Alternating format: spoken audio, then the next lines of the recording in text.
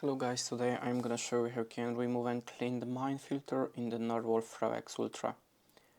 So in the first step we have to remove the top cover of your robot. So just lift it up from the home button side.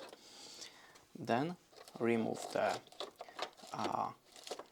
dust back, and as you can see there we have the filter.